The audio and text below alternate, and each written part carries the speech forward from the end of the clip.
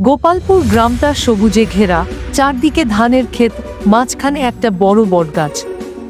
গ্রামের সবচেয়ে কৌতূহলী ছেলে ছিল টুটুল। সে সবসময় নতুন কিছু জানতে চাইত, করতে ভালোবাসত।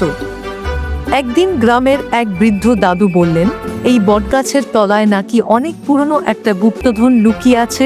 টুটুলের কৌতূহল বেড়ে গেল। রাতে সে বন্ধুদের নিয়ে গেল বটগাছের নিচে। কুয়াশায় ঢাকা মাঠের মাঝখানে গাছটা যেন বিশাল ছায়ার মতো দাঁড়িয়ে। হঠাৎ তারা দেখল গাছের নিচে একটা ছোট্ট দরজা। দরজা খুলতেই নিচে নামার একটা সিঁড়ি পাওয়া গেল। সবাই মিলে নিচে নামতেই পুরনো ধরনের একটা ঘর দেখা গেল, যেখানে শিকলে বাঁধা একটা সিন্দুক। টুটুল আর তার বন্ধুরা শিকল খুলতেই চারপাশে বাতাস বইতে শুরু করলো, যেন কিছু একটা জেগে উঠছে। হঠাৎ এক বৃদ্ধের ছায়া দেখা গেল। তিনি মৃদু হেসে বললেন, তোমরা সত্যিই সাহসী। এই সিন্ধুকে ধন সম্পদ নেই, আছে জ্ঞানের আলো। টুটুল ভয়ে কাঁপতে লাগলো, কিন্তু ছায়াটি বলে চলল, এই বইগুলোতে আছে হারিয়ে যাওয়া জ্ঞান, যা গ্রামের সবাইকে সাহায্য করবে। সেই রাতের পর টুটুল গ্রামের স্কুলে গিয়ে সেই পুরনো বইগুলোর কথা জানায়।